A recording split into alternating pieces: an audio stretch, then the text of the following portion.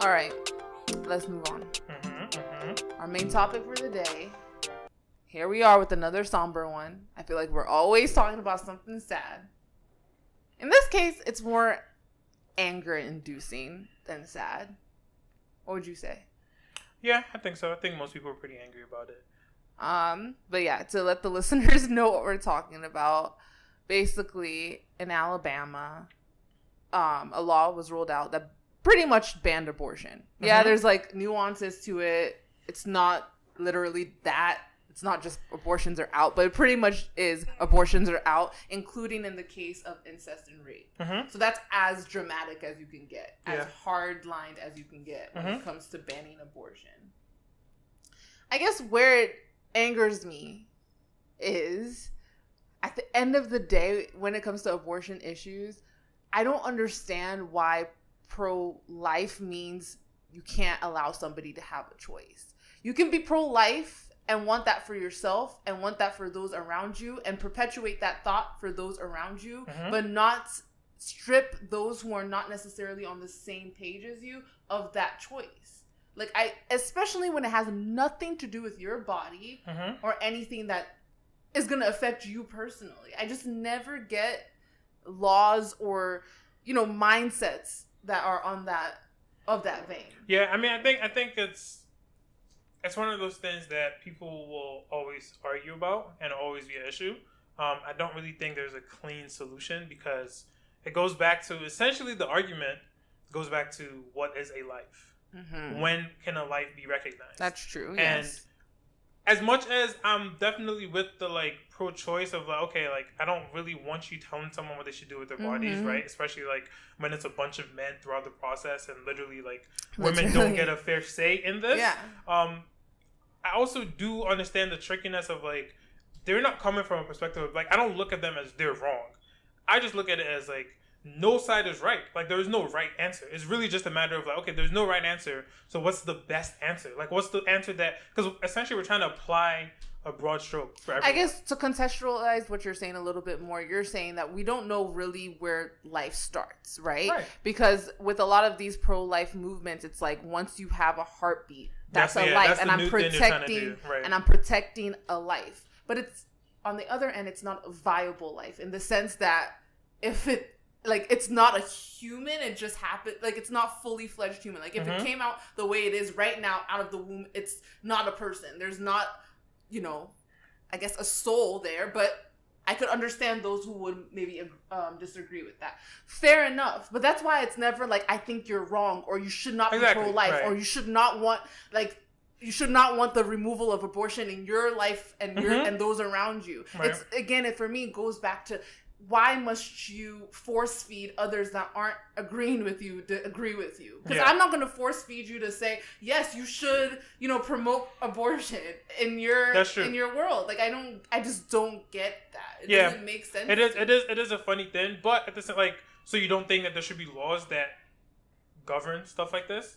Because isn't that what the government is there for? Well, that's why abortions aren't a free-for-all. It's not there is a cutoff. Usually I think it's 24 weeks. After a certain amount of time, you aren't able to just kill off a life. Right. A lot of abortion rights are based upon the fact that it's not a viable life yet. It's predicated on the fact that we're not cutting a life short. We're just not allowing a life to begin, if you will. So, you don't think that's the same thing?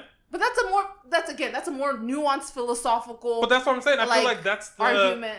That's the crux of everything. So it's easy, big picture, right? Where you said big picture, we don't want a bunch of men deciding for a bunch of women what they should do with their bodies. But if we say, okay, even if I don't think that if it was a bunch of women, if you take all the men out the room, I don't think it's just going to be pro-choice. I still think it's still to be the same fight. I agree, but that's why, to me, the fight isn't about abortion itself. Okay. It's not. I'm not saying that if I know you to be a person that within your household you will never be okay with abortion, you would never promote your child having an abortion, or I will never allow my wife. A lot of people are kind of stand on that side until it affects them. And what I was literally going to bring that up because I was listening to something recently or reading. I don't even know where I got this from, but in the sense that, or you could just make such assumptions of your own in the sense that so many pro-life people are the same people that will go into an abortion clinic when they're hit with that decision themselves. Yeah. You know what I'm saying? So a lot of people who make these decisions aren't making it from a point of, like, it's personally happening. It's not to personal, them. exactly. It's they don't. so it's like, oh, that person them. over there. Exactly. That person over there should not be able to choose what they want to do with their circumstance. Yeah. And again, it's like abortion is like within some guidelines. We're not saying it's a free for all, like just end babies' lives left and right. And it's, to me, it just boils down to like, to each their own. Like if you want a pro-life. Totally want pro-life for you and yourself. But to me, pro-choice doesn't mean I disagree with pro-life. It means you have the choice of pro-life, I guess, or choosing to have an abortion or having women have the right to have an abortion. And a lot of people who are pro-choice aren't women that will personally do an abortion themselves. They're just saying like they don't want to tell someone else. They just don't want to tell somebody. And same with men too. Like a lot of men aren't saying, oh, I would want that for my spouse or for my situation. But it's like, if that's what's right for you, essentially it's like you. A freedom of choice then. It's like people should be able to choose based on their situation. Exactly. And you can't tell them that they can't do this. And it's like, it's been proven time and time again, like, just because you ban it doesn't mean it's not going to happen. I was about to say that's the only thing I'm actually ways. really scared of is that even if it is banned, like, people are just going to do it underground. And then, like you said, it's going to be unsafe. It's going to be someone that is in a clean clinic, like, it's going to be in someone's basement. Exactly. And you're going to get, like, so much, like, terrible things happening. It's just such an antiquated way of life. Like, it's just so, it's like, what century are we in? What era are we in? It's like, usually America prides itself in being more progressive when it comes to things, and they would look down upon people, with it's just so crazy to me. I don't even understand it. It's unfathomable. But I mean, I guess it is worth noting that although this law was passed because of Roe versus Wade, it's not gonna be implemented. It's not gonna be put in practice. It cannot be. It's literally an illegal law. But that's what they're banking on.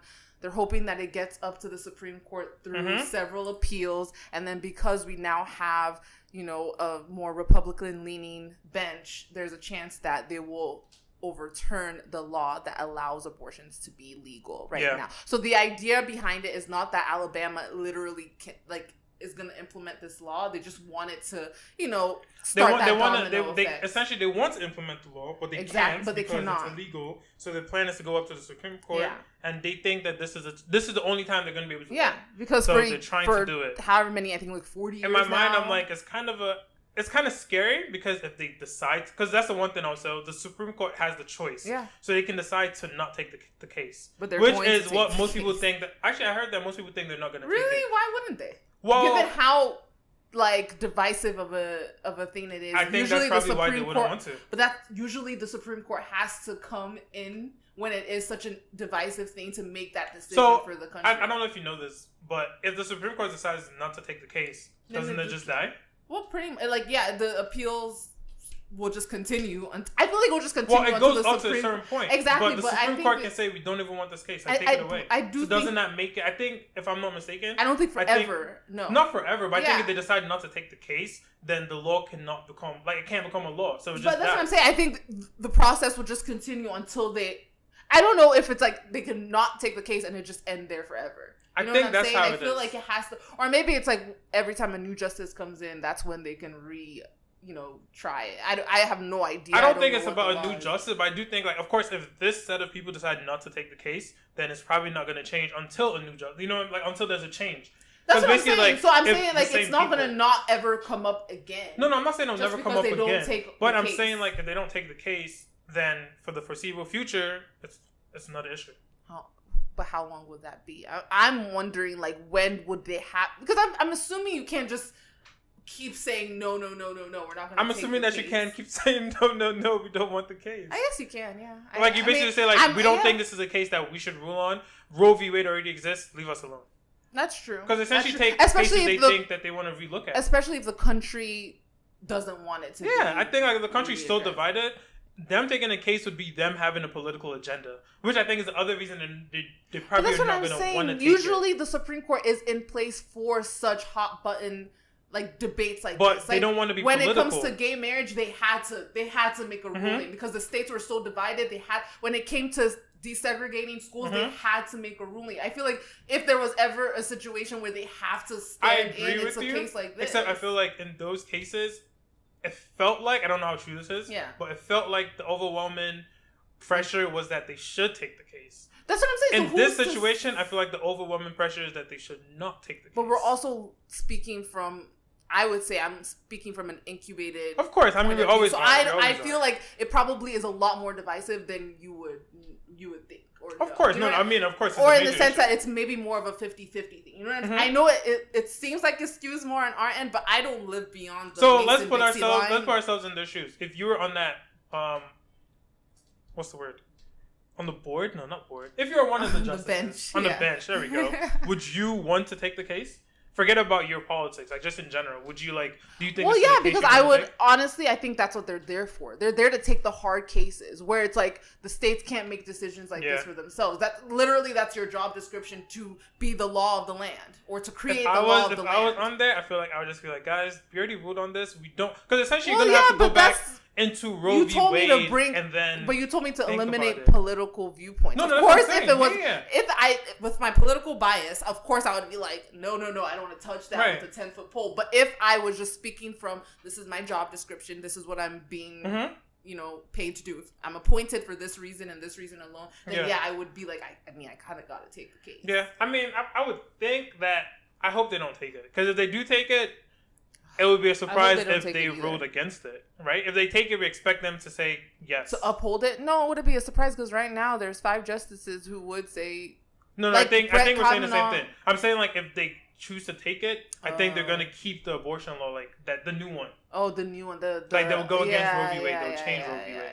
Which is why I'm I hope they don't take it. And that's also the reason, do they really want that on them? Well, yeah, because some of the justices would be like, this is a badge of honor. Is it really? Because someone like Brett Kavanaugh is known to be a pro-life judge. How did that guy get anyway, man? I hate politics. This is why I hate politics. So because a lot of the Republican judges on the bench right now are extra conservative. Like Clarence Thomas, very conservative. So they would be like, yes, I'm the justice that allowed Roe v. Wade to be repealed. You know, I think we need to do for the justice system. I think that. So the president gets to pick, right? Whoever he wants. Yeah. They need to do it where it's the president can pick, but it needs to be Democrat, Republican. They need to always switch. I mean, of course, it'll always change, but. So you're saying it should always be half and half? Well, I don't think it's not an even number, right? Oh, yeah. They do that on purpose. I think that's by design. It's 9. It's but 9. I think it should always just kind of switch because, it should alternate, exactly. I don't know because I know one of the reasons it flipped was because Trump was president, and I think he named 2 people. Yeah, right? He named 2 people. I don't know what the people were before him. The reason it works the way it works is that it's technically supposed to be that we're voting for whatever the bench ends up being, in the sense that first we vote for the president. We know that that's part, that was a huge thing for that was a huge campaign thing that Trump ran on, the fact that he would be appointing however many justices, right? So it's you were voting knowing that was his thing, and then on top of that, Congress has to allow it, approve it, whatever the case is. And but Congress never does anything, and we vote for Congress though. So for instance, so basically Obama was still in office, right? Right before he was out of office, he could have appointed a new guy, but they blocked it because we had a Republican. That's true. They did block it, and that was voted on by the country. So it's so see, that's oh my god. It's technically supposed to be in our hands. You know what I'm saying? Yeah. So they don't. It would be too murky to be we have to include our political agenda and having it be alternating between Democrats and Republicans. It just seems to me there's so much in the political or government that we have that needs to be tweaked. And I feel in a way America's kind of just everyone else's government sucks. And this government low key there's a bunch of loopholes in my mind anyway. Especially now that it's because one of the things I always hear is the people that wrote the Constitution never intended for it to be a 2-party system. Yeah. But it is a 2-party system. So literally everything is based on that. Which is why I hate politics so much. Because I'm I'm not 1 or 2. I think it's also because we're still in the gray. Yeah. So I do not like politics because I can sit here and understand the other side, and I feel a lot of people lose that. It's literally you pick a team. Exactly. And you never go against that team. Exactly. And like I was listening to something. We treat it like sports. I was it's listening like to the only Daily. one winner. I was listening to the Daily. They were talking to some people that were affected by the China trade wars. Yeah. And they're like, "Oh, you supported Trump?" They're like, "Yeah, my life sucks because of Trump now." But I would still vote for him. Yeah. I'm like, but like, no. It's okay to be like, I don't think I would want him to do what he's doing. Like, well, I think the one guy said that. There was the farmer, and then there was the manufacturer or whatever. The farmer was like, nah, I'm going to need you to, like, rework things. But I get where they're coming from, too, in the sense that, like, trial and error. Like, of course, no. Obamacare isn't perfection. No, so that's one of the things that I'm not, like, really mad about. Like, the trade wars, like, when I'm hearing the explanation, I'm like, okay, like, I understand, like, it sucks, but I understand, like, it has to kind of be done a little bit. Like, it's not a crazy thing to do. Like, people are trying to make it like a crazy thing. The only thing that is crazy is... He's doing it by himself. and I will say that Trump's... The way his ideology about tariffs and trades and all of that is... He's not supported by many. Let me just put it like that. Like, many economists will not agree with what he's implementing. So he finds the people that will agree, and it's a very narrow subsect of, the economic world. And, here we are. So I will say, I don't mind trial and error. I just wish you would have advisors that make sense. And I think even one of the guys on the Daily, the farmer, or he said he doesn't listen to the advisors. Yeah, he's like, or you should find advisors that, like, are making sense. But whatever. I mean, it is what it is. And then just going back to the abortion thing real quick. I didn't read that much about this, but I'm pretty sure that Alabama's not the only, they're not the only state. No, I think it's Georgia, Missouri. Yeah. So there's a bunch of other states that come into this. So it's scary times. Yeah. Because it's not just like. That's what I was saying. Like, I feel like the abortion argument feels like it's skewing more pro-choice or more democratic leaning or more liberal point of views, whatever. But it's because we also live in Maryland. Exactly. And most of the news I consume are like New York Times, Washington Post, NPR, like more liberal leaning news. So I'm sure those who want to see it are seeing that, the world is changing towards what they want. Like, it is becoming more pro-life, And laws like this, like more aggressive laws like this, are like going against the grain and literally are illegal in nature. Are like giving voice to people. I just think it's really interesting, especially like going back to what is a life or when is a life a life? Yeah, it is interesting. It's because as technology keeps advancing, I feel like it's going to keep getting pushed back, which is not a bad thing, but I just think that it is, right? Because I think like essentially they're saying, a life is at 6 weeks or something because they could detect a heartbeat. Yeah. Who's to say that's not going to change and it's not going to become... I mean, I'm sure there's probably a medical limit to this, but it could be like 3 weeks they could detect a heartbeat. Well, it's a natural limit to it. I think, like, literally, I don't think you can detect a heartbeat before 6 weeks because I don't think there's a heartbeat to detect. Okay. In my head, like, the embryo has not grown into anything. Right. It takes 6 weeks. So I don't think it can get much sooner than that. But yeah, I do think it's an interesting line to kind of debate. It is a philosophical ideology. Like, it's definitely beyond. Yeah. I just think, to me, it always boils down to pro-choice doesn't mean not pro-life. Yeah. It just means allow people to make choices for themselves how they may. Okay. And that's it. Yeah. Hopefully. We're closing it out with shout-outs today. Who's shouting out? Okay, first let's start with my favorite of our list, Divine. Oduduru. I don't know how to say that. I don't know either. Something like that. Never experienced it, guys. I never experienced. I'm gonna die on the line. I feel happy. I feel grateful, and I feel fulfilled. I'm happy because I never expected it, but God gave it to me. I'm grateful to Him. Wow, the wind was very much. I was trying to push out, the wind was still taking me back, but I tried my best. I did my best. The final will be a deadly day. It's going to be either both of us going to die on the line. Because I'm ready to run into the light because I have a black man blood in me. And African people, we are born great. I'm ready for it. That part. I went back and I watched that. Oh, did you? Yeah. So I'm sure you guys remember a few years ago it was a huge thing. Our friend Divine, he was a track star. It was a track star. Was running. I think it was something in Nigeria, some Nigerian race. He won the race. Yep. Oh no, it was in Europe. I think it was in Europe, but he was representing Nigeria. Okay. He won the race, And yeah, they interviewed him. It wasn't even a final. They just asked him about it. And of course, the famous "I never expected it." So cute. I still say that phrase to this day. Like everyone says it's iconic. It is. But yeah, Congress shouted him out because he now runs for Texas Tech. Mm-hmm. And he recently just set the 100 meters record. Yeah. The Big 12 100 meters record. Which I think he was the first person to run under 10 seconds. Mm-hmm. And I think, if I'm not mistaken, this qualifies him potentially to run in the Olympics in Ooh, 2020. I didn't know that. Yeah, so we're going to talk about that, I guess, maybe, if you feel like it. But there's talk that he might represent the U.S. because That's so cool, he's though. going to Texas Tech. But he is never experienced. It's like, how can he represent America? These thieves. I know. Why? I But feel... shout out to him anyway. He's doing big things. And have you seen his picture? What do you mean? Like what he looks like now? Oh no. Oh, you need to he's glowed up. Like he's a whole. I saw I saw a picture of him a couple months ago, boy, and you would never know it was him. Really? No, he's glowed up. Okay, good for American him. weather. Yeah. You glow up in America, That's sun, man. right? You guys getting girls left and right. So shout out to Divine, man. Good for him. Yeah. Okay, who's next on? Who else is next? Oh, Kiss Daniel's doing a tour. He's coming to the U.S. to do a little tour. It's like a month or something, so nothing crazy, right? But I think it's good. I feel like I don't know if he's ever really come to the U.S. to do shows like that. At least not that I can remember. Yeah. So he's gonna be in all the major places. I think it's becoming a thing, with Nigerian artists of course artists it from is. abroad. Yeah, touring over here is making sense for them. Mm-hmm. Yeah, they make good money, and if nothing else, they get people to hear them, and they make connections. So yeah, I think it'll be good. He's coming to Maryland, but he's going to Club Elevate. So I've never been to a show in Club Elevate. That's not really a place for shows, as far as I'm concerned. So. Yeah. It's a club tour, really, it sounds like. I mean, at least based on him going to Elevate. So, good for him anyway. Hope he makes some money. Yeah. Let me see what... Oh, I wanted to shout out...